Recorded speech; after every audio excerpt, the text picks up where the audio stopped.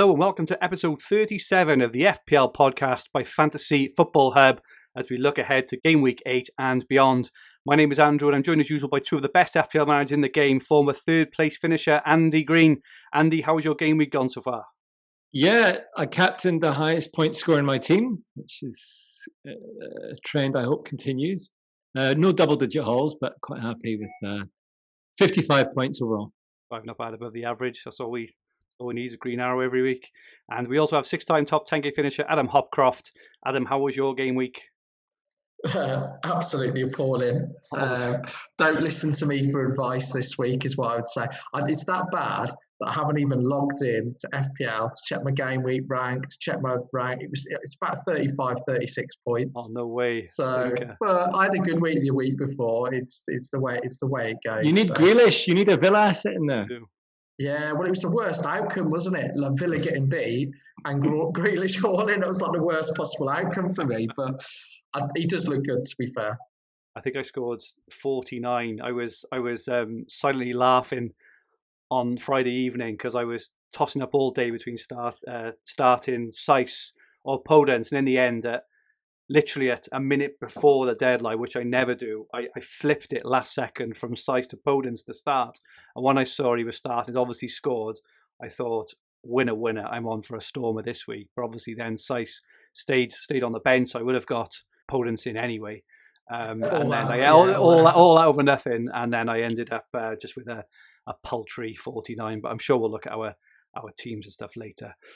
Adam, you had Bamford who put in Tammy Abraham of last season's style performance. Yeah, I was happy with Bamford's performance. I mean, that header, how he missed it, I genuinely think I'd have scored that. But I wasn't going to watch the game, but I watched the first 10 minutes of Leeds Leicester. It's just a brilliant. I think all the matches Leeds have been involved in this season, maybe barring the Wolves game, just been end to end, full of excitement, very watchable. So yeah, I did unfortunately see Bamford's three big chances. What was it, 1.8 xg? But I was really frustrated this week because I was at Alton Towers on Friday, and I was thinking, I want to hopefully Rodriguez will be out because I really fancy bringing Grealish in. But then something I got enticed by Rashford because and I thought, well, the only way I can bring Rashford in is by bringing in Bamford for Jimenez. So I was happy with that.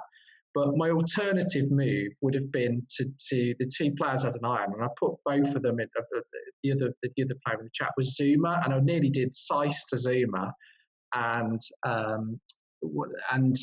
Rodriguez to Grealish. So that would have transformed my fortune. Yeah, because people say that's obvious with hindsight, but you were talking about Zuma. I remember that. Yeah. Zuma was, and Grealish was my natural perfect replacement for thing, but I think I got seduced by Rashford and the hat trick. Was it a brace he scored on? He got a hat trick into it, and I just thought, well, could he do that again against Arsenal? So I'll keep him. He's got some good fixtures coming up, but I mean Grealish's performance. I've got some stats on Grealish. I might as well drop them in now if it's all right, because they're quite impressive. I was at the start of the season. One thing I thought with Grealish is he going to go to the next level? He's done that and more. So listen to these stats. Now, bear in mind, last season he played 36 games. This season he's played 6 games. So he's played 6 times as many games last year. He got 8 goals versus 4 goals already. So, it's 50% already where he was. 5 goals versus 7 assists. So 5 assists versus 7 assists. So he's almost there as well. But the biggest change has been in 2 areas. Is in the box so much more. So this season in the penalty area, he's been in the last season he had 138 touches the whole of the season in the penalty area, so which was about 6% of his touches. This season he's almost had half of that. He's had 61 touches in the box already, so 138 versus 61, and which is 16% of his touches. And it's just incredible when you watch him. He's gone to a different level, and he's also getting more big chances. He's had 5 big chances this season. He had 7, which was 1 penalty, which included a penalty as well last season. So he's only 2 big chances off what he had the whole of last season. And the same with big chances created, because a lot of the chances he created last season were what you'd call, I suppose, small chances or not big chances. So he's gone to a different level. And I think outside of Harry Kane, Kane's been awesome, but I think outside of Kane, he's been the best player in the league. And it was really a one-man show the second half. I mean, he took it to Southampton, and he just ran out of time. But he is turning into some player, and I can't wait to the point that I'll be down Villa Park to see him live again. You better get down there quickly before Man City sign him. Oh yeah, exactly. There's no loyalty anymore, so we'll see. He's been unfortunate as well, because he could have had a penalty on the weekend. Obviously, he had the one that was cleared off the line the week before, and obviously when he took on the on the whole team and nearly scored as well. So he could have had a lot more as well. But well, I think he's getting to the stage now where if you look at Villa's run of fixtures, especially at home, I don't think it's essential, but in terms of value. I'm at the stage where I have the exact funds to do Foden to Grealish this week, and albeit he's got Arsenal away from home, I might just do it because Foden's becoming frustrating, and Grealish's run, he's actually. We're talking about captaincy in a minute, but there's some games I'd consider captaining. Okay, we will. We'll touch on that soon. So, welcome to any new watchers and listeners. For our YouTube watchers, if you haven't subscribed, please press the subscribe button in the bottom right-hand corner of the screen to show you don't miss anything, and please press the like button if you enjoy our content. So this week, with transfers at a premium and fixtures so finely poised, we thought we would first look ahead to the best captaincy options for the next few game weeks, as this will then likely dictate our budget and plans towards the other transfers we want to make in the meantime. Our Twitter followers suggested topics for which Chelsea assets should we be targeting now they've turned a corner, and also which defenders we should be looking at to replace our failing premium defenders. So we will dive into that too. At the end, we'll also have some big news to share and also a prize giveaway, so make sure you hang around for those. So for our YouTube watchers, we'll be showing graphics from our points prediction tool on fantasyfootballhub.co.uk as Adam kicks us off with the Gameweeks 9 to 12 captaincy. Yeah, I think we talked about it earlier, and I think one of the big things with FPL is looking ahead, and I think a lot of people would go with Kane and Son this week, but it comes to the end of their really, really good fixtures. So I think looking ahead to post-international break, it's a chance to look at, if you've got a transfer this week, who could you bring in, where could you make a high impact, who might you captain over the next 3 or 4 game weeks. And I think it's always good to look over things in a 4-game week spell. So I think if we break it down, probably we'll go to Andy first. Have you looked at the fixtures, game week 9 to 12? Are there any people that are standing out at all? Well, interestingly, I looked at the fixtures and made a few notes, and then went back to refer to the points prediction tool. And actually, I think maybe other than game week 11, they were all pretty kind of in line. So maybe that shows some of these might be slightly obvious and less differential, but they're probably the best picks. So, just moving on to game week 9, for example, I looked at the Leicester defence the other day and just thought Liverpool assets in that game week. We know Salah's home form. I mean, they played Fuchs left back, Justin, Fofana, and Albrighton as a kind of wing back there. I mean, Salah and Mane against Fuchs and Albrighton. I mean, they're just gonna run riot. I mean, I know obviously they have the ability to score, but I think Leicester showed a bit of weakness against Leeds, and I think Liverpool have a much better attack than Leeds. So I'm pretty confident of a Liverpool asset there. Clearly, the Man United one in game week 9 is going to stand out to people. The Bruno and the Rashford owners be confident of returns against West Brom. Although I noticed that, although they've still got the worst defence in the league, West Brom, they've had, we'll talk about captaincy for game week 8 in a minute, but they've conceded the most shots. Sorry, not the most shots. They've conceded the most big chances, 17 big chances, worst XG. They probably have conceded the most shots in the box. It's close anyway. So I think for me, Liverpool stand out probably as number 1, simply because they're at home and they're playing against a weakened Leicester defence, and then Man United assets in game week 9. What do you think? I think looking at Salah game week 9, that makes sense, or potentially Mane. The one thing I would say about Leicester though, I think on the whole, I think that Fofana looks a really, really decent centre back. I mean, he's fairly young as well, and I think the way that Liverpool set up will be similar to Leicester will be similar to how they set up against City, and they will look to frustrate. Definitely. And they'll be organised. And I think they've got the players to do it. I thought they give away a few chances but the rain was pretty bad last night and a few, but I think they still look fairly organised, having Mendy and Tielemans, wasn't it, in front of that back three, and I thought they did okay. I think if you were looking at a team getting absolutely hammered, it'd be West Brom for me. I could see United needs some form of backlash. I think they haven't won at home since this season, have they? I think we're going back 3 or 4 games into the previous season where they last won at home. So I think there'll be a backlash from United. So I think Bruno tends to do better away. So I think Rashford or potentially Martial could be quite interesting. I think if you see Calvert-Lewin's got Fulham, so I think that could be an interesting one. Or as I touched earlier, Grealish versus Brighton, got a goal and assist against them. In fact, he scored against them both games last season. And I think that there was somebody who captained Grealish, wasn't there, this week?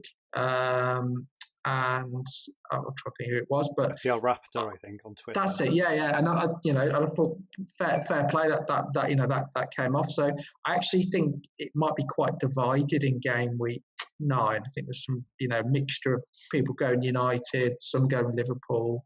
Yeah, no, sure. I just think we'll see as well. Yeah, so I think that one, it's a little bit more partisan than potentially the Kane and Son picks this week. What about yourself, Fergie? Who would you look at in game week 9? So in my team, I've got Bruno Fernandes for my sins. He's the guy who keeps returning, apart from the last 1 or 2 games. So at the moment, I'm quite happy to have him. I know they haven't been good, but I think West Brom are a different level defensively. It's kind of downwards, obviously, to the rest of the teams. And something is going to happen at Man United, right? So it could potentially be, just for example, they've got Everton on the weekend. That's going to be a really, really hard game. They've then got the international break. In that time, it could be that, Ollie could be playing for his job, and it could be the players are playing for Ollie's job, or it could even be Pochettino or someone like that, first game in charge, right? Because you never know, what's going to happen. But they can't just trundle on as they are, right? So something's going to have to happen there. So I haven't got Salah in my team, as I've pointed out every week, because even though he scored the most points this week, I was a bit gutted being a Kane owner after he scored after 12 minutes, whatever it was. But I'm not going to captain Salah if I had him in 8, 10 or 11. He probably is a good option in 12. I know, we'll touch on these now when they have, I think it's either West Brom or Fulham in 12, but definitely I think the Man City options are better options in 10 and 11, and there's some other ones as well. So because of that, I'm still not inclined to get him in. I also agree with Adam in terms of Leicester are no mugs defensively. Rodgers is no mug.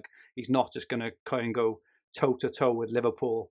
He's going to sit back, which doesn't suit Liverpool, and then just try and hit him on the break. And I actually fancy Leicester to do well in that game, because Leicester are superb on the break. Liverpool are in tatters at the back. Exactly. Liverpool are in tatters at the back, so I can see that being, a really good game. So that's my thoughts on game week 9. Obviously, Chelsea have got a good fixture. I think they're away to Newcastle, but I don't think it's good enough for captaincy. And you mentioned, obviously, Adam, the Everton players with Richarlison back, actually, who's going to be raring to go. So I think they could be a good option, though I do think Fulham's defence is better than West Brom, is why I'm erring on the side of Man United. So we think we would be fairly split. So if you were to, if it was tomorrow, then who would you be going for in game week 9? Probably Bruno under duress because of how awful they've looked. But I do think they'll be a different team by game week 9. I think I'll be on Rashford. What about you, Andy? I mean, it's slightly, I'm trying to remove the bias of the fact that I don't actually have any Man United players. I think, Liverpool still look, they look a better team to me going forward than Man United. I still, I wonder whether, certainly the Man United midfield doesn't seem settled. Greenwood's not really kind of finding his feet. We'll see what happens next game week, and they've got obviously, games coming up. But I think Yeah, so I'd probably prefer the Liverpool attack over that. And this is me removing the bias. I currently do not own any United attacking assets. But if I was to go for one of them, yeah, I mean, I could easily see like a Rashford kind of, assisted, getting the assist and Bruno knocking in a penalty or two in that game. So yeah, I mean, I think they're equally as good options. But I think for me, I just that Leicester team, I mean, I just think, well, we'll see how they line up in game week 8, but it'd probably be Luke Thomas. If they line up the same way, it'd be Luke Thomas and Christian Fuchs against Salah now. I mean, they can be as well organised as they want, but ultimately, I think I'd go for that. To be fair, the way Salah's falling over as well, you'll probably get. Well, so does Kane. So does Kane. Grealish as well. Yeah. There's quite a few. I think there's a lot of exaggeration. It was just the way Salah exaggerated it was pretty OTT. But yeah, he was kicked. In fairness, so can't argue with that. So if we move on to game week 10, so there's some quite enticing fixtures in game week 10. So you've got Leicester at home to Fulham, is a standout. You've got Liverpool away to Brighton. For those of you that had Salah last season in that fixture, I think he got quite a big haul there. You've got probably the big one. You've got City versus Burnley at home. And I think in the past they've beaten 5-0 last year. So the likes of KDB, Sterling, and then United have got Southampton away. And before I go to you, one consideration there: players that have done well versus Southampton so far this season: Son, Grealish, Werner, Zaha, all with left wingers inside left, where they take their positions. Where Walker-Peters goes forward. So could Rashford get a haul in that game? So there's a few to think over. What do you think, Andy? Well, the one I want to throw in, I'm going to throw another player in there just to confuse matters. Brilliant. And it's our, well, I'm sure, I think we've all got him, is Son. I mean, you look at that fixture in game week 10, Chelsea away. You look, and we'll talk about this, I guess, when we talk about this week's captaincy. But, so far away, he scored 24, 18 and 11 in 3 away games. What we've seen so far is that Son tends to play better away, but also when teams are a bit more open, because then he's got that counter-attack potential. Looking at Chelsea's lineup, I just can't think that they're going to play. I just don't think Lampard's got it in him to play defensively against Spurs at home. So, in theory, what is not a kind of rosy fixture on paper could really be a rosy fixture for, the Kane long ball assist into Son. So, although it's probably not the first name that would come to mind, it's probably, maybe those looking for a nice jump up the ranks. Obviously, he's quite a highly owned player now, but I think, that could be interesting. But the one that stood out to me, the kind of top on my list was, and its 4th year, is Vardy against Fulham. I thought he could have scored at least 1 or 2 more last night. And, obviously he's on pens as well. And I just think he kind of looks like he's over his injury and I wouldn't say he's back to his best, but certainly he looks quite a danger there. And it's an awkward price point to get to, though. That's the thing in terms of team structure. Most people are set up with Kane plus 2 medium-priced options, and so Vardy then brings in this kind of conundrum where you're like, how do I get him in? You're probably looking at downgrading a premium mid to maybe a Grealish. Not that that might not be a downgrade. Or you just swap. Or you just look at Spurs fixtures and just do Kane to Vardy. I think that's a no-brainer, personally. But then you're probably going to be losing quite a lot of value in that, right? Because but value. In fact, we're not playing this game for value. Well, a few people are, but I think it's about points, and I think Vardy, if you're going to captain him, it's worth it. Kane and Spurs fixtures, I still think Kane and Son will get points, but I wouldn't be against ditching both of them because they've got Chelsea, Liverpool, City, Crystal Palace. That's not going to be like a 4 or 5-0 away. Spurs always seem to struggle, or they have quite tight games there. So you look at an Arsenal as well. So you look at it, I don't see loads and loads of hauls. Whereas you look at City's fixtures, they've got the likes of Burnley and Fulham. You can see hauls there. We've said about some of Vardy's, you can see hauls. We've talked about Liverpool. There's a couple for United as well. So the way that I look at it is that they will probably continue to do okay and get points. But I think there's going to be other players with higher ceilings that I'll probably go for. Well, there is. I mean, it's one of the things that you'd be transferring out. Let's assume Game Week 8 goes all right for Spurs. Game Week 9's relatively decent. You know, they're going to be the second. Well, they are the second best attacking team in the league right now. They could even be the most attacking team in the league in terms of stats and chances and big chances come Game Week 10. I mean, I just can't see myself taking them out. Yeah, I'd rather be taking out someone like a Sterling or Bruno if I had him, you know, to enable that Vardy switch rather than, you know, for me, I'm looking at the way that they're playing. Unless I see a real deterioration, I'd be looking, and it's funny because I wasn't a big buyer of Kane and Son towards the start of the season, but I just don't really want to be taking out.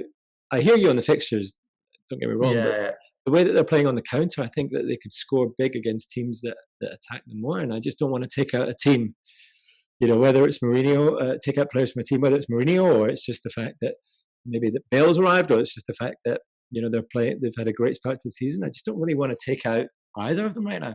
I know Andrew's biting his tongue because he doesn't have Kane. I mean, you've just got to have Kane in your team.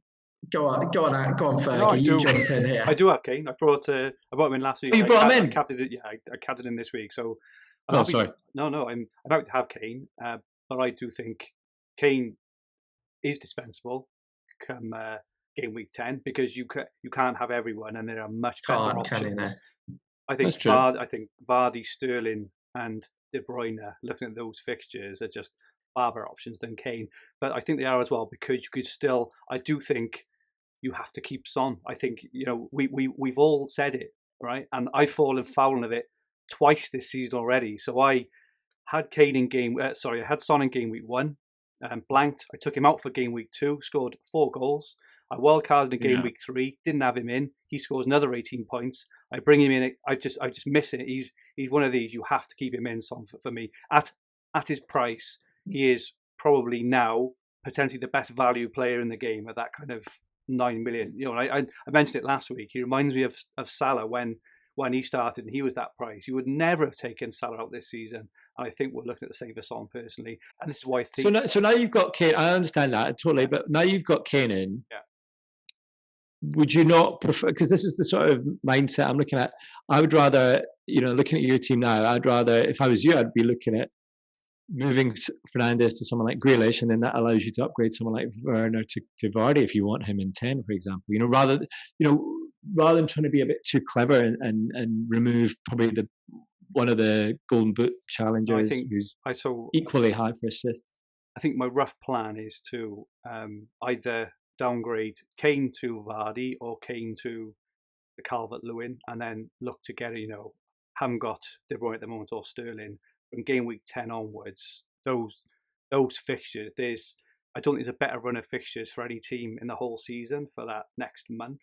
If you look, they're absolutely insane. They're 3 of 4 at home against either the three or the 3 worst defenders in the league. It's just absolutely insane. So you need to pile up. The one thing I'd say on City, and just I think something to be careful of, probably with Sterling, is he has the tendency to be rested for some absolute home bankers, and and if you look at the minutes played and the start of the season, it would make sense for Pep to rest him in that Fulham or Burnley at home. That's why I think I probably prefer De Bruyne, because I just don't think they're quite the same team without De Bruyne. So it's a tough one, but you're gonna have that risk with City. I think I agree with Andrew's point in the sense that it's about, you can't have everyone, and I think for me, I think whilst Kane and Son have got tough fixtures, I don't see any huge hauls over an extended. Might be the odd match, but over that 6-game run, I don't see any huge hauls. Whereas I think from City players and a couple of the other teams, you could get multiple huge hauls. And you're not going to captain him either, because he's a bad option, but because there are better options. If that makes sense. Yeah, exactly. So I think for me, I'd be happy to move them on. So okay, so we're going back to Game Week 10. So we said we said our options for Game Week 9. Who is your number one pick now for Game Week 10? Mine is De Bruyne. De Bruyne. Andy? You just go with the points prediction tool. I'm going to go Vardy on that one. Yeah, I think I agree with Vardy. I think it's placed between Vardy and Salah. I do think that he's done all right at Brighton before, but yeah, I think it's hard to look past Vardy on that. Cool. So we go into game week 11, and City have got Fulham, so I'm not really sure we need to talk about any other teams here. It's which City option do we captain? I think if you want another good fixture, Villa have got Newcastle. I'm not mentioning Villa on every single one, but I think realistically we're looking at this. It's City versus Fulham, so probably don't need to spend too long talking about this. I think most people will go with a City option that week, and it probably depends on who's back, doesn't it, in terms of Aguero and Jesus, etc. Yeah, I'm surprised the points prediction tool has Salah and Mane up there against Wolves. Maybe it's just my bias from last season on the Wolves defence, but I'd have put Chelsea assets above Liverpool ones there, but that's an algorithm, and I'm just a human being. So, well, I think you're right. I think they're going off the strength of Liverpool's home form, and I think last year, from what I remember, I think Liverpool won 1-0, and it was Mane that scored. He would have got an 11-pointer. I think he did get an 11-pointer. So, yeah, they might. And Salah's got an okay record v Wolves. So it's hard betting against them at home. But Wolves is, you don't see a thrashing there, do you? They'll make it very, very difficult for them. Whereas the Fulham game, nobody would be surprised if it was 5 or 6-0. The only challenge is who's going to get the goals.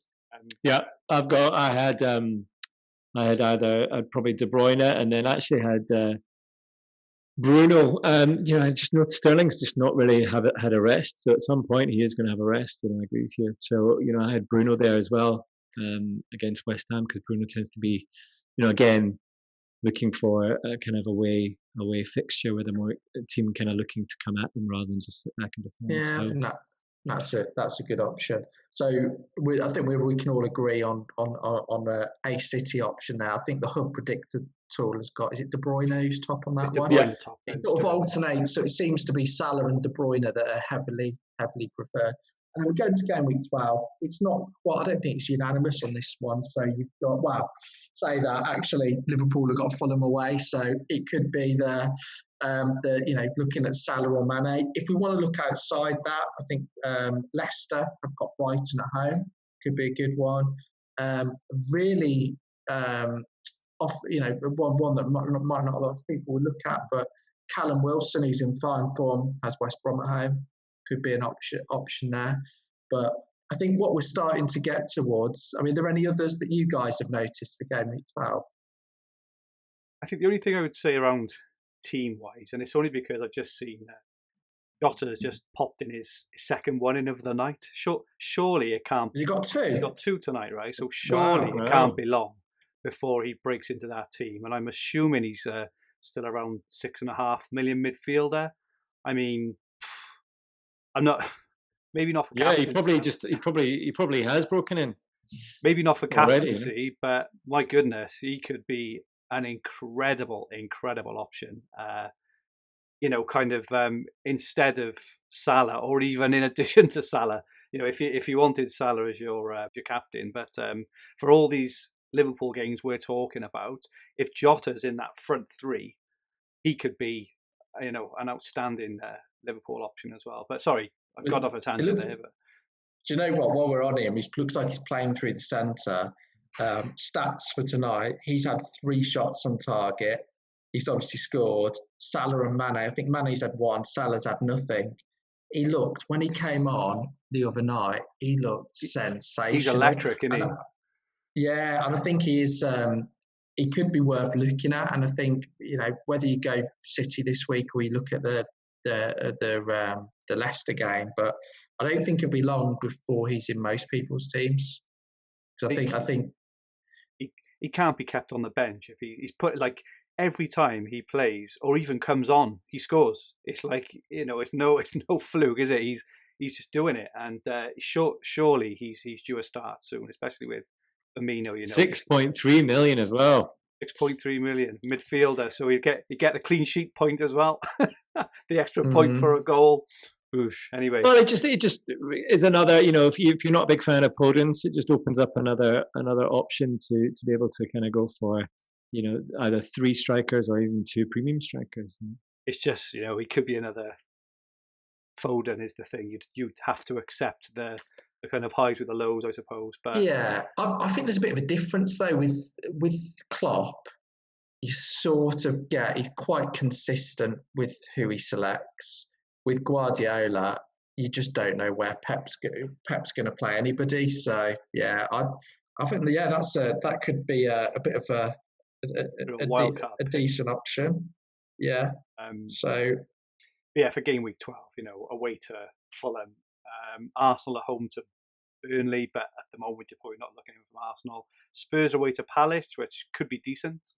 If you still have got Kane, but Leicester at home to Brighton as well. So with Leicester having those really good games in 10 and 12, I think Vardy is probably the better option over Kane in that period. So what we're kind of getting to at the end of all this, isn't it? Right? Is who are the key players? Yeah. Who are the key players we're aiming to having? Because you can't just chop and change every week, right? You see Aubameyang sneaking in there, number 3. Yeah, in the predictor tool. Yeah. Nah, he'd be nowhere near my team. He says no and then gets something. I think for me, the way it's moving and the 2 teams that I'm going to have most confidence in are City and Liverpool. And it's built and then using the value players in and around that. I think if we looked at the hub predictor, I think just from going from that, it was Salah for the game week 9, then De Bruyne for 2 weeks in a row, then Salah. And I think for me, I think that having, whether it's Salah or Mane and De Bruyne, I think that's good for like having your solid captaincy picks. I think there was a time last season was it the season before where Liverpool and City rotated really nicely, but they are the reliable ones. But I think there will be some opportunities. I mean, like we just talked about Diogo Jota, that he could be, a week when Liverpool are at home, maybe go for him instead of Salah or Mane. The form is in. It's looking like a very, very shrewd signing. Cool. I would just also mention as well, I know we haven't got game week 13 up on here, but in terms of City's extended run, they're home to West Brom in game week 13 as well. So this is why I've held on to Foden all this time, because he is hit and miss, but also when I get into when you hit City runs like this, I probably only need potentially De Bruyne or Sterling, but you're going to want.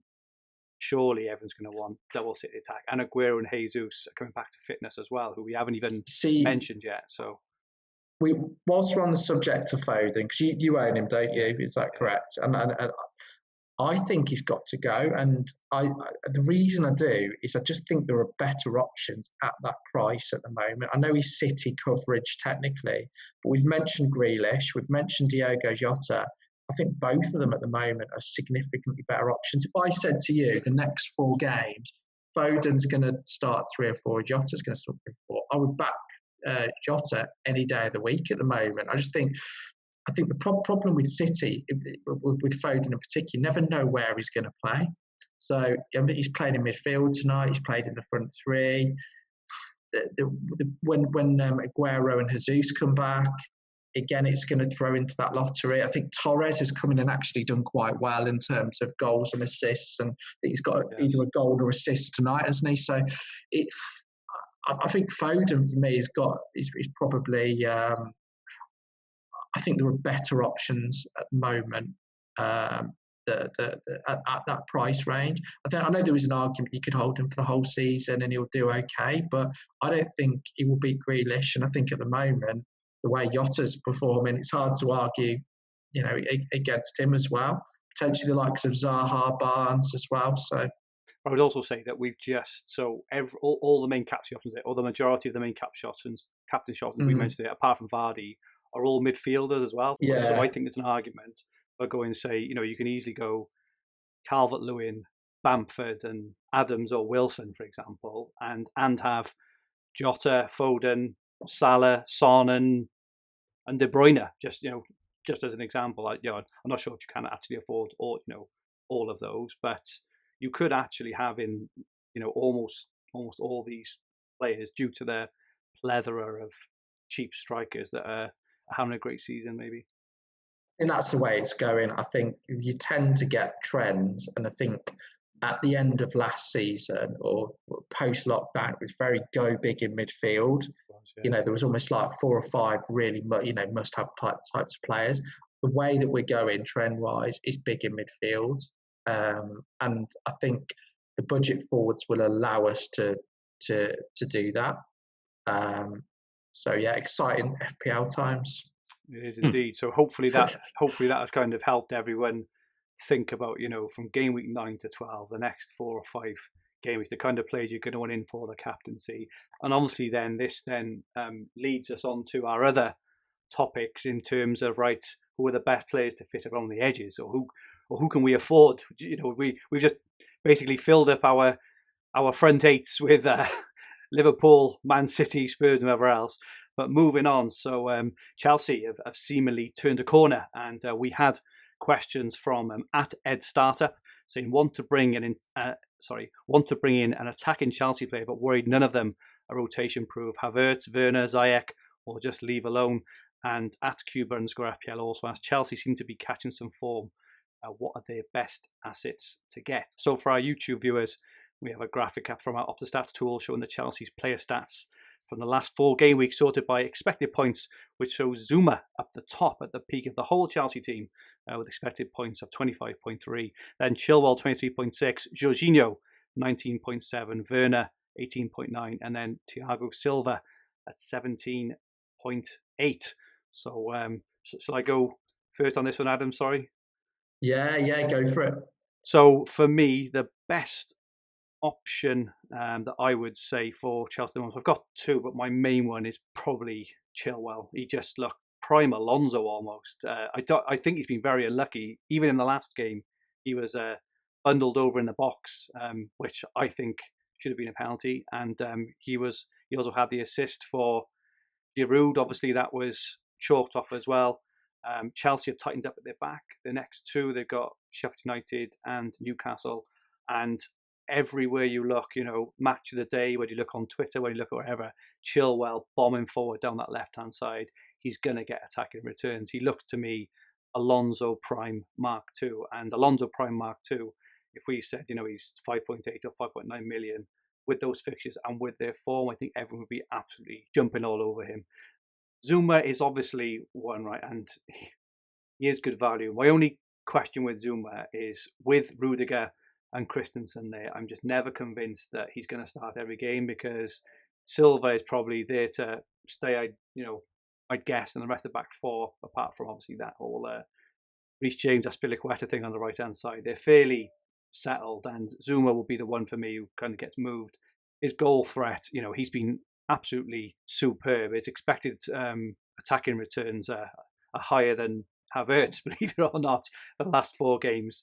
But obviously that is unsustainable, right? Scoring 1 in 2 is unsustainable for us, for a centre back. So while I think he's a good option, I think Chilwell is a better long-term, well, actually short-term and long-term option. And personally, in terms of their attackers, I'm just not really that interested. So I have got Werner. I'll be keeping him probably for the next 2, but I'll be looking to get rid to the players we talked about earlier. The kind of cheaper versions like Albert-Lewin or Bamford or whatever else. But Chilwell for me is the man. I mean, Chilwell actually as well. He seems to have kept some set pieces when Ziyech is in the team, which has surprised me. And I think Ziyech is the sort of player that will be used fairly carefully. I can see him coming off. So therefore, Chilwell will be on more set pieces when he's off the pitch. So that's an added bonus to me. And obviously Zuma is going to get the love this week, being only 5.2 and getting in that haul last week. But yeah, I mean, ultimately for the 0.7 mil difference, for me, I had the choice. Chilwell, from taking Sice last week, and Chilwell, I didn't even consider, any other defensive options other than Chilwell from that team. I think with Chelsea, I don't trust Lampard. So when you're looking at the attacking options, I think Werner's okay, but there's so many good cheap strikers that he could be prone to a little bit of rotation, and his stats aren't screaming by me. It's not Bamford-esque in terms of big chances or anything. So not comparing Werner and Bamford, just to be clear, but I'm not excited by Werner, and I don't think he set the league alight like people maybe thought he would do. I think you look at the midfield options. Pulisic is the one that was probably the most exciting, but he's I was going to say, prone. Ziyech has done well and come in and done well and scored in his last couple of games. So he could offer really good value, and I think he'd be the one that I would like. Havertz hasn't quite done it yet. I agree with you on Chilwell, and I think Zuma offers good value. And I think the one thing that Chelsea have done is improve defensively. 5 clean sheets and 6 for Mendy. I think Mendy's made a huge difference. He can actually stop the ball going in the goal, which that is quite a big more thing. Than Kepa could do. Yeah, well, exactly. That's so that Chelsea, I think, can be relied. So the low XGC that they had last season, and the low expected goals conceded they've got so far this season, it can be trusted now with a decent goalkeeper. So I think Chilwell is a good option. I'm not as desperate to get him as you guys by the sound of it. I do think he's a good option, but I think the next 2 Chelsea fixtures are quite exciting with Sheffield United and Newcastle, but then after that they do get a little bit tougher. So I think we were if we were ranking them for all of us, Chilwell would be number 1. Yeah, I think Werner is interesting this week. You will talk about captaincy towards the end. He's up against probably more than likely he'll either be central but kind of leaning left or left for a central striker, and he's up against Baldock there, who gave Cancelo so much room against City. So I can see Werner, dominating them. I mean, obviously, Sheffield United as well have conceded 15 big chances. It's quite a poor XG at over 12 so far. So I do like Werner this week. The problem, as we've just been through though, when you look at the strikers, you've got Kane and Vardy way ahead of him in terms of fixtures coming. Yeah, exactly. You've got Kane and Vardy ahead of him, and then you look at if you can spend 9.5 million, you surely prefer having more funds in midfield. There are much better options, I think, there. So I'm not interested in Werner at the moment. I think you're right. Pulisic. And it looks like he's actually back in training now, which is great. I think Pulisic 8.3 is possibly the best option of the bunch. I don't think he'll be rushed back. It's just the problem's going to be, would you trust him? And I just think Frank is going to rotate like mad.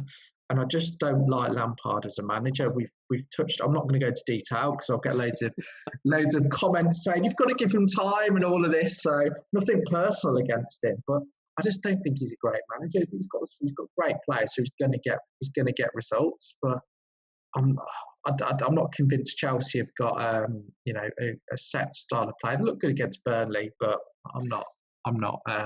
I won't be rushing to get Chelsea assets, particularly with. I think I trust Liverpool and City far more. Yeah, no.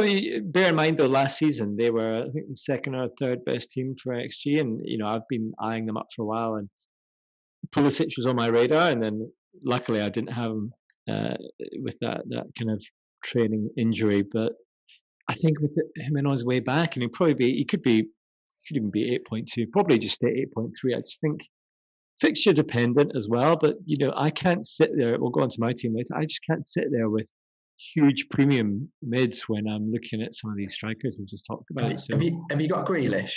No.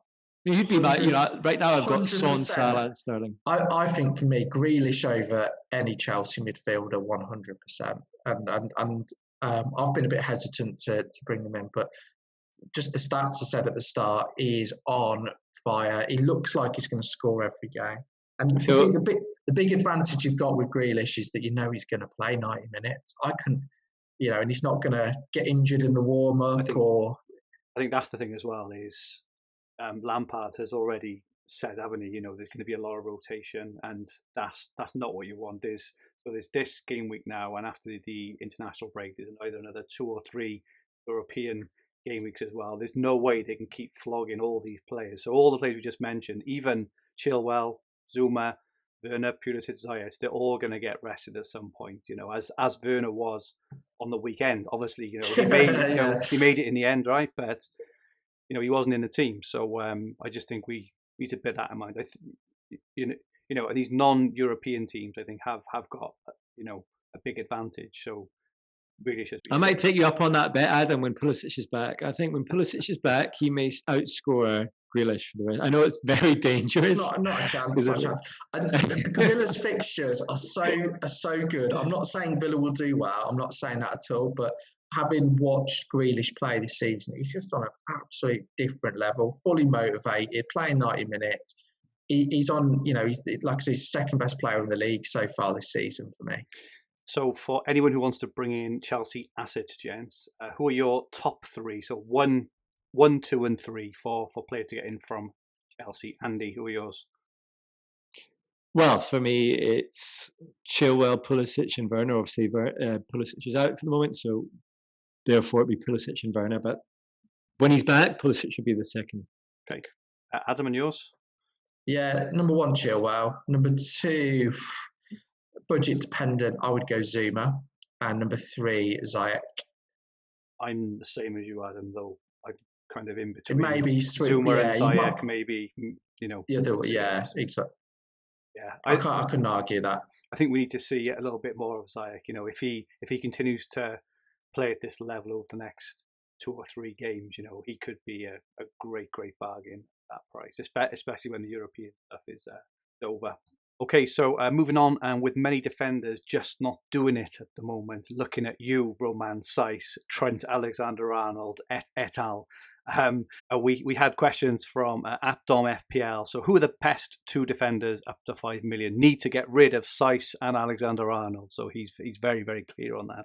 And Mark @Bison22, at which point would only a lunatic own either Robbo or Trent?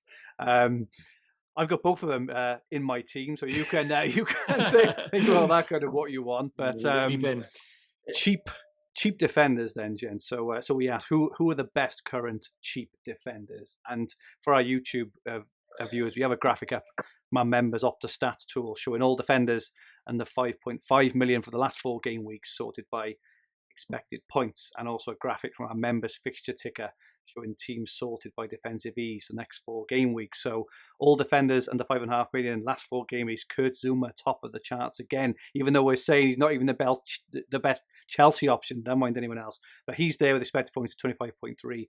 Vestergaard is second at 22.6. Ayling at 22.4. Dallas at 22. Semedo at 22.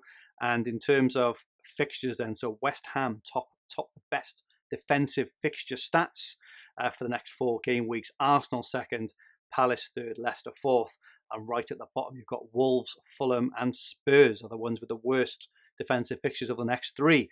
So looking at those, gents, who are your eyes on, Adam, first, in terms of who are the defenders you've got your eyes on?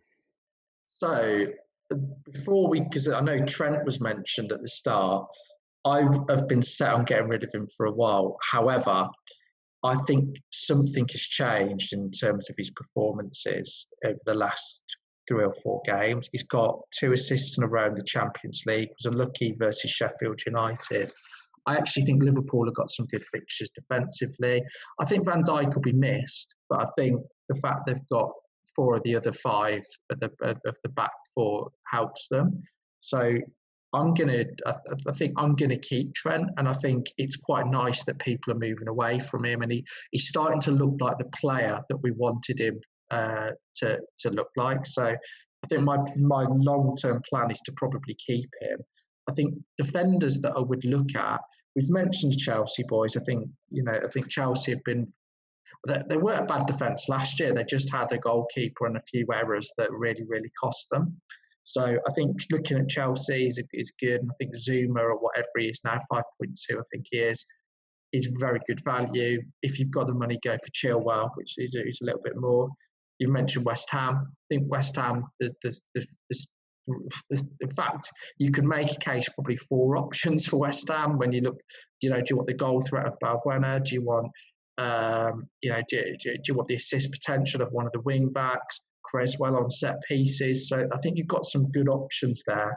My concern with West Ham, though, is Antonio, or not being fit. I think he saves the defence a lot of work from the work that he does. He keeps the ball up, and I mean Haller's performance against Liverpool, it was a tough game, but it was awful, wasn't it? Yeah, I don't think it. I think they'll probably look at either Bowen or Yarmolenko or someone else because he offered absolutely nothing, but it does impact how they play, and particularly that formation, because the ball was just going straight back, and it was particularly towards the end, it was attack after attack. You've mentioned a few others. Vestergaard against Villa and the weekend, he looks such a threat from set pieces. So he's quite a good budget option. I think over the next 4, I quite like Palace's fixtures as well. So they face Burnley, Newcastle, and West Brom in 3 of the next 4. So could you look at if you want to go to maybe Van Aanholt, or if you've got Mitchell, play him potentially. So I think there's quite a few, and I think those of us that have held on to the likes of James Justin, actually his fixtures turn out okay. So he's got next 5. He's got Wolves at home. I mean, they're not exactly scoring for fun, are they? Liverpool, I mean, who have they got? Unless Salah's thrown himself about in the penalty area. I think the Liverpool one, you'd expect maybe you wouldn't play. A Jota hat-trick. Yeah, exactly. But then you've got Fulham, Sheffield United and Brighton. 3, I think they're great games. And I think with the injuries they've got, I think he's established himself. And I think particularly if they're going to play a back 3 in a lot of those, I think he'll be playing even if Pereira or Castagna do get back. I think he's starting to establish himself. So I think there's a few people that mentioned there. The one I have mentioned, one I'm sure is Cancelo as well. I haven't mentioned, but I mean he's got 9 chances created in the last 3 games. So I actually had this decision to make on was it Friday afternoon, because I heard rumours Saiss might have been out, so I thought, right, well, I can't have Saiss and Podence out. It would just be ridiculous with the likes of Bissouma on the bench with a relatively tough fixture. So I was like, right, well, Saiss has got to be the one. I can't take out the new Hazard in Podence, right? So Saiss was the one, because I felt that Nuno likes to keep his team, and he's got I thought Martial would start, and then it was El Nouri, but. Anyway, so I had this decision. I ended up spending a bit more money than I wanted to bring in Chilwell. Actually happened before his rise anyway. But yeah, so the 3 options, I only really looked at 3 options, to be honest. Didn't look at Zuma. I looked at Chilwell, I looked at Dallas, and Bellerin. Bellerin's my other one as well, yeah. Kilman, for me, obviously, is Kilman's a nice price point. But, I know he did get that assist, but ultimately he's not really going to get forward that much. He's playing in that kind of left centre-back position. So really, let's be honest, we're looking for flying wing-backs here, or the kind of Van Dijk, Zumas. But yeah, so I was looking at Bellerin because he's already got 3 assists. The Arsenal defence has tightened up for sure this season. Arteta's got them going pretty well on that side. And, some favourable fixtures coming up. 5 million, I think, for a starting wing-back. That's pretty decent. Dallas, we saw him get the return, so I don't want to kind of, it sounds obvious now, go for Dallas. But you look at Dallas and Ayling, and they've both got very similar heat maps, both very attacking. Dallas does get the occasional midfield slot. It's just a case of, for me, whether I want to double up on the Leeds defence, and I wasn't sure. So I opted for Chilwell in that scenario. But, looking at this list, for me, it would either be Bellerin, Dallas or Ayling if you don't already own one, or maybe even go for the double up. Or Kilman if you want to raise funds for elsewhere. But I just feel that Saiss, I mean, I know, Andrew, you're quite a big fan of Saiss, or you still got him anyway.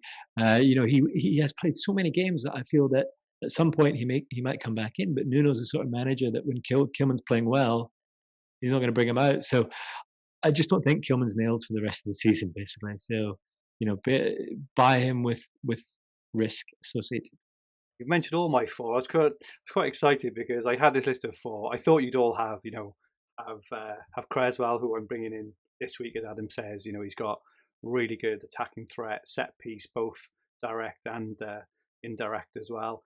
I picked out Van Aanholt. It's always easy to forget how good Van Aanholt is when he's fit. Their fixtures are sublime. And also, if I remember rightly from last season, it's probably quite important actually, he's second on penalties behind Milivojevic, who's now going to be banned for 3 weeks as well. So I know Zaha has taken them, but Van Aanholt was on them when Millie was out last week. So that is something to kind of remember as well. I'm not saying he will take them ahead of Zaha, but he was last season. That's just an important thing. So, and he did have the most touches by a defender in the final third in game week 7, I believe, as well, which is quite an interesting stat from one of the Fantasy Football Hub articles I read this afternoon. FPL tips differentials. He tipped up Van Aanholt as well. So that's quite a good stat. Picked out Bellerin as well, Andy. So I was quite excited about that pick because I think Arsenal obviously tightened up right at the back. Very, very attacking. And, back in the day, he was a really good player, wasn't he? And a really good pick. So I think he's getting back to that, actually now when Arsenal tighten up.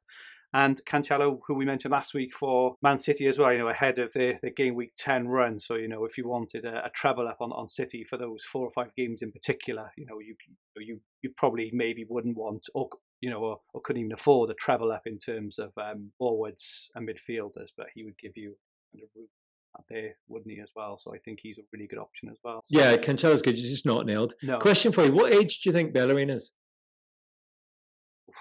Oh, I would guess by now probably about 25. Adam? I'd say 27, but he's I would have said he's 25, but just he's been around for so long. You just think he started off when he was 18, though, didn't he? Yeah. Because he came in. He came in when who was the right back who got injured at that time, their first choice right back at Arsenal, and Bellerin. He just came in because they had no one else, and he just had an absolute storm of a season. He was about 18. I can't remember who their kind of first choice right back was, but anyway, going off on there. And it's there again. If any of our listeners know who that right back was who got injured right at the start of that season, right in, I can't remember who it was, but it was like a first choice right back, and Bellerin came in, he just had a stormer, and then he kept his place there. I think he might be Dutch. Okay, so on to our teams. And firstly, Andy, we've got your team on screen. Could you read it out for our podcast listeners and let us know your plans? Yeah, I've got McCarthy in goal, Trent Alexander-Arnold, Ayling, Chilwell, Kyle Walker-Peters, and making up the back 4. Then I've got the new Hazard, Podence. Son is the new Salah and Podence the new Hazard.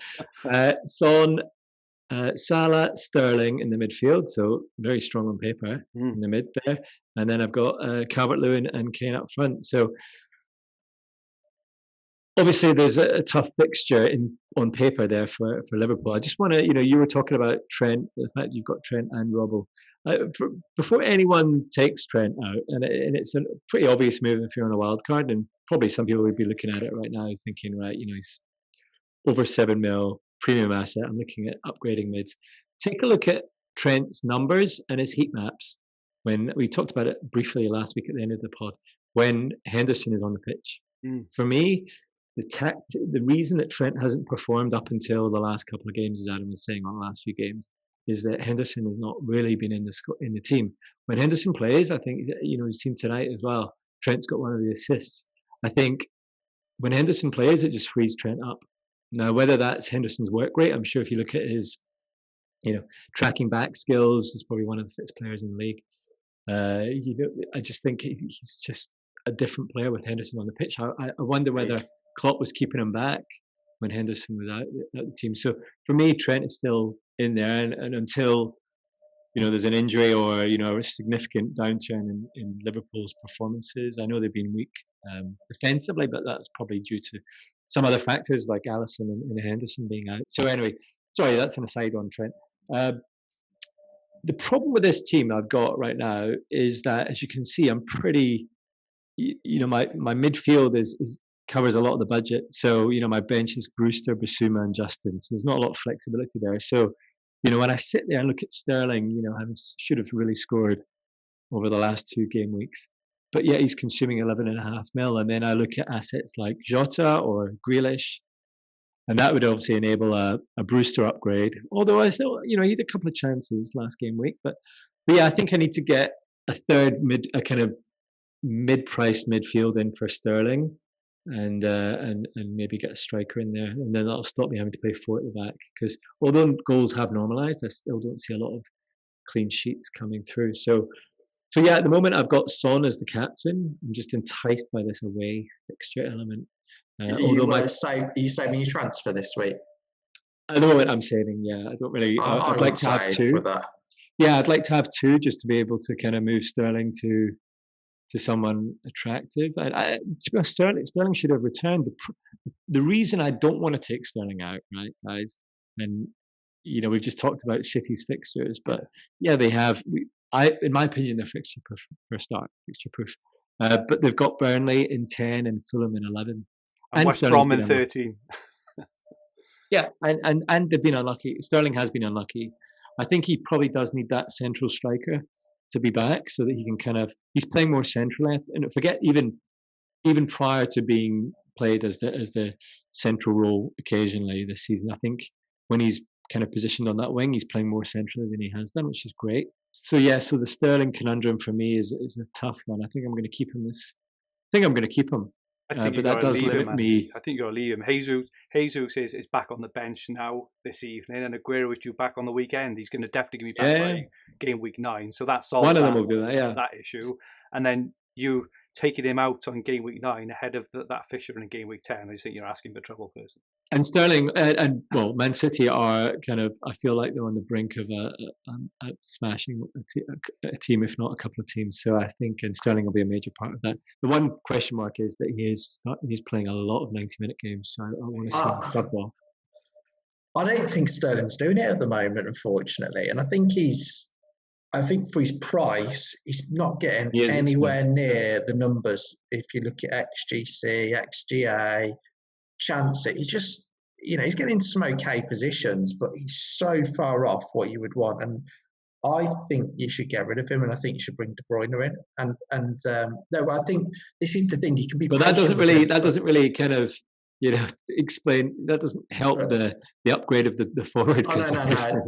It doesn't. That's your problem. But but I think for me, just having watched second half of Sheffield United again tonight, De Bruyne is just involved in absolutely everything, and I think he's the best City asset to own. I just don't think they're the same team without him. So yeah, I think another blanket. I might be looking. I'll have two transfers in Sterling to someone like Jota, and then maybe Brewster up to a kind of a Bamford or one of those kind of mid-price. Maybe Antonio will be back. There's no way in this world, right, that you are taking Sterling out when his next fixture shows as home, like Burnley home. You're not getting it right. I'm taking him out. I've had enough. There's no way in the world.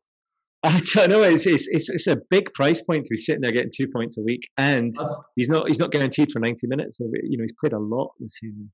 That's why I think you need to do it now. And actually, it's quite a good time to do it because, well, maybe not the Liverpool game because he actually did quite well versus Liverpool last season. But I think some of the fixtures, I think Spurs away, I think De Bruyne could do quite well in that one. I just prefer De Bruyne at the moment by some distance. Just more from a stats perspective, he just looks involved in absolutely everything.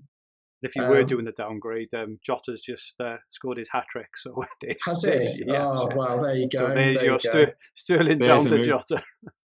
Okay. Yeah, going on to the captaincy for decision, obviously, for me, one of the Spurs assets, although I do think there's a couple of other options, but let's be honest, most people are going to be on the Spurs assets basis the way that they're playing. I've already sung their praises. It's the Son away fixture. As I mentioned, 24, 18 and 11 in his last 3 He's on the games. decline though, Andy. 24, 18, 11. It's this huge decline, huge decline. But the concern I have, there's two things really. Concern I have with Son is that he might be pegged on the left wing. And we know that Kane is, just because of his very positioning, even if he's playing in more of a midfield slot, he is just more centrally involved. And of course, there's the penalty aspect. So, pretty much, I've got it on Son right now, but it's literally a coin flip. I do want to. I'll see whether either of them come on and how they look midweek in Europe, but I honestly don't expect either of them to get a lot of minutes, and it's going to be a tough decision because we know that Kane for me is more consistent, but Son is, as we know from this season, more explosive. On to Adam's team. So Adam, could you read out your team for our podcast listeners and tell us your thoughts? Yeah, so got ever reliable McCarthy in goal. I've got Trent, Ayling and Justin at the back. In midfield, I've got Foden, Mane, Rashford and Son, and then up front, Bamford, Kane and Calvert-Lewin. I'm thinking at the moment, I'll captain Kane, so that's done. Don't need to worry about that. There's a couple of transfers on my mind. I don't like Foden, and I get the argument of keeping him and all of that, but after the international break, if you wrote down a list of every single player, attacking City player who could haul, you've got Torres, Sterling, De Bruyne, Foden, Aguero, Jesus. It's just too difficult. Other than De Bruyne's consistent, but it's just like guessing who's going to haul. It's just too much, and I just don't think Foden will do okay, but I just think there's better options. So I'm tempted to do Foden. I've got the money to do Foden to Grealish. Could do that. I am tempted by Diogo Jota, and I think it's not just because he's got a hat-trick tonight. The performance of the weekend, and then the one versus Sheffield United, and actually when he came on versus, it just looks so good. So I think I'll get him in at some point, and what I may do, so I think I'll probably bring in Grealish this week. I do want to get a Chelsea defender, but then if I bring in a Chelsea defender, it gives me a bit of a headache. Who do I bench out of Ayling away to Palace, Justin at home to Wolves, or Trent away to City? So I'll end up probably, I just don't know if it's worth the headache, and a -4. So, if I'm ditching Foden, so I'll probably just do the one move, which will either be Jota or Grealish in for Foden. And then what I may do the following, after the international break, is go big on a hit and set my team up for, those 3 or 4 game weeks. Adam, can I ask you a question? Because it kind of feeds into my Sterling out potentially. If Antonio regains fitness in the next couple of weeks, would you look at, it's that third striker spot, Bamford or Antonio? Because Bamford, for me, he's getting the chances. Leeds are looking like a good team, but just looking at some of those stats, it's so reminiscent of Tammy Abraham last season when I just captained him, I think 2 or 3 game weeks in a row, and he just blanked despite having chances put on a plate for him. Whereas we know Antonio is almost the opposite. He's kind of fixture proof. He's clinical. He's basically everything you want from a striker. I'm happy with Bamford. I was happy with his performance last night. I think what I like, because I think with my strikers, and this is what puts me off Wilson a little bit, and it started to put me a bit off Jimenez, is when you're watching a game, you want to see your team constantly attacking and have chances to score. And I felt Bamford last night should have scored, really. I mean, it's probably, he missed some sitters, and that is, he's consistent with what he did last season. Yeah. But he's going to keep getting the chances for Leeds, and he will be Leeds' talisman. So I think for his price, you can't really argue with him. I don't think there's anything to not like. I mean, it's worse not getting the chances in my opinion. So I'm going to keep Bamford, and I think Leeds have got 3 out of the next 4 are away, and they seem to be better away from home. Bamford's done better away from home, so no, I'm happy. I'm happy with Bamford. I think what I might do long term is, and this could be after the international break, is ditch Kane and possibly go to, it might even be to Brewster, and then do Basuma to De Bruyne, and go that way and go big in midfield. Yeah, I think it's the way to go. Because if you looked at, I update my shortlist every week. I'm quite strict on players that I put in there, and you can see straight away it's all midfielders now. I've only got the players the forwards that I haven't got that I would want to be Vardy and Watkins. There aren't loads in there, so you're making the Foden move this week? I don't like having him, and I just think. I just think there are better options, and I'm going to 100% want Grealish for the game after, so it will be a move that I won't regret, unless he gets injured. So I just see no reason not to do it this week. It's a good move. I mean, I think with City as well, I don't know if Foden will start, and even when he is starting, Torres is outstatting him at the moment, for example. So I'm not. I think I've seen this happen time and time again. Think I'll give them another game, or I'll give them another game. It doesn't work out. If you're not happy with a player, just get rid of them and move on. I've been there. Wore the Foden t-shirt, didn't like it. Gonna go back to. Gonna regret it, Adam. Also, you're gonna regret it. I'm not. Do you know? I'll tell you the reason I won't regret it as well is because of bringing Grealish in. He's my favourite player. So how can I regret bringing in Grealish? Because at least when, it takes a slight mini bit of the shine off it when he's scoring and getting points and you don't own him. So we've got one bet open, which I'm winning, and that was Jimenez goals against Watkins. We've got one game left on that, and I'm 2-1 up. My next bet. Is it one game though? Is it? We said 5, and we've had 3, I think. Okay, it might be that. So basically, Jimenez scored 2 in a row. Watkins has got 1 back. Okay, consolation. So our next bet is I think Foden. Outscores Grealish from game week 10 to 13. Hang on, I want the Pulisic versus Grealish one for the rest of the season. Oh, there we go, and we'll look in that as well. I'll tell you what. Let's go. Let's do a 3-way. Oh, hello. A bit of a 3-way on the plot. Let's go let's do a 3-way over. You can pick the five game weeks from game week 10 to 14. Foden, Pulisic, Grealish. We'll do right in FPL points or goals. Whatever you want.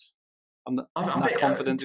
Game week 10's boring. I think we need to do it from this game week. So but Pulisic is got a hamstring injury. It's like I'm down 2 game weeks already.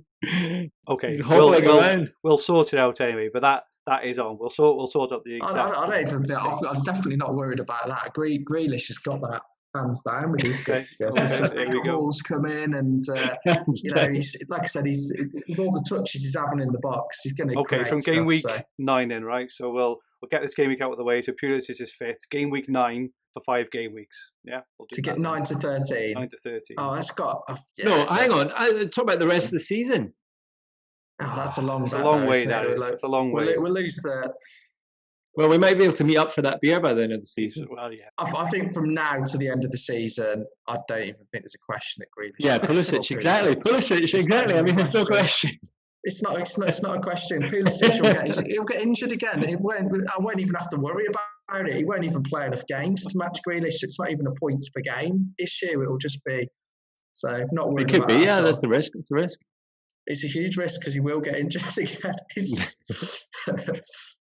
Okay, so moving on to my team finally then. So I have Martinez in goals. I've already made a transfer, actually. I did move out said Alexander-Arnold on Sunday night because I thought that I saw he was dropping and Creswell was rising, so I did them and they both duly dropped and rose. So I've made a save 0.2 there, actually. I made that one move. I did have two free transfers. So I've got Creswell, Robertson, James, and I've got Sight at the moment, but I'll touch on him now.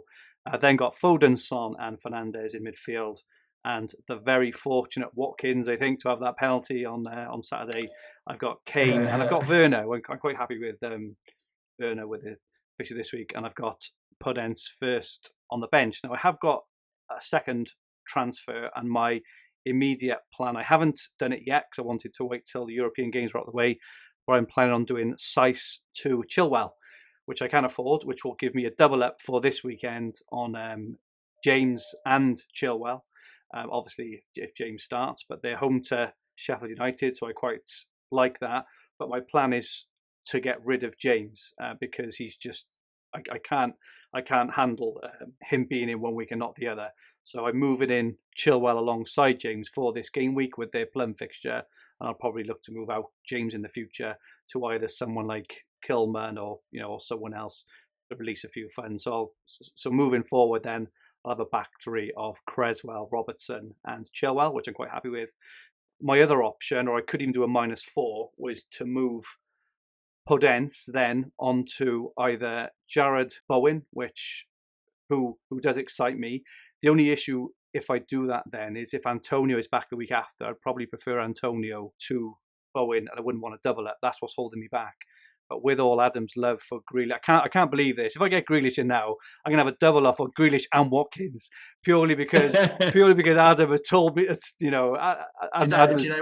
This is a tactic. I know what you're doing. I know.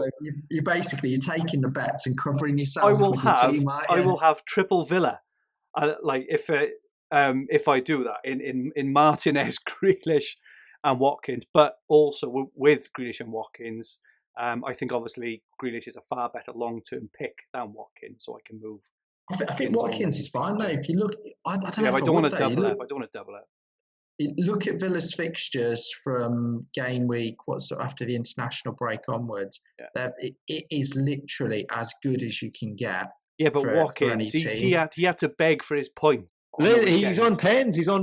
Yeah, but is he? Because it looked like they did a whole Aubameyang to Lacazette the other year. I'm not sure. Like I said with Grealish, he might be the designated penalty taker, but there's been so many times that he's just backed away or he's not taking them, and I think Watkins will keep them. I don't want to dwell on the past, but why did you take out Trent rather than Saiss? Because Saiss was a doubt, and Trent's pretty much nailed. Because my plan is to have both of them out, so I couldn't. So I took out Trent because I knew he was definitely going.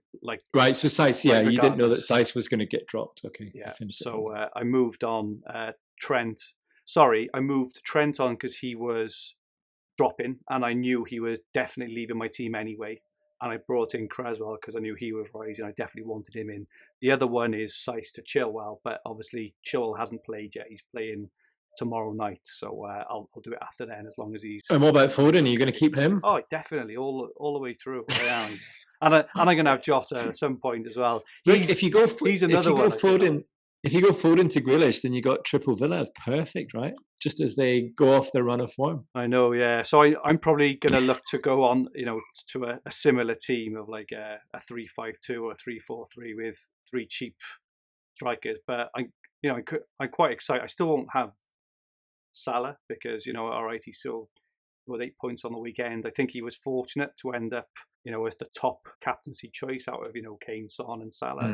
I thought it was fortunate. I still think he is a bit expensive for what he is, but I know there's probably only out of the 7.4 million FPL managers hold that view. But I'm quite excited for a midfield 5 of Foden, Son, maybe Bruno. Maybe not even at the moment. De Bruyne, Grealish. Maybe Jota, for example. I think that's quite an exciting midfield, exciting defence as well, actually. And then having that forwards 3 then of Calvert-Lewin, Bamford, and either Watkins, or Wilson or something like that. So that's my kind of plan of the next few weeks. But Foden for me in that period, in that 4-game period, I think he's going to score a lot of points. I think over the 4 games, I wouldn't be surprised to see him get 30 points over the 4 games, but we will see. And the beer will talk, gents, at the end of it. When I just think he'll end up playing deeper. That's the issue I have with Foden, because if you look at, at the moment they've got Aguero and Jesus out, and he's playing in midfield tonight. I don't think that suits him from an FPL perspective, and I think when you throw in the likes of Aguero and Jesus, I think you just get, then you've got Mahrez, Torres, and Sterling.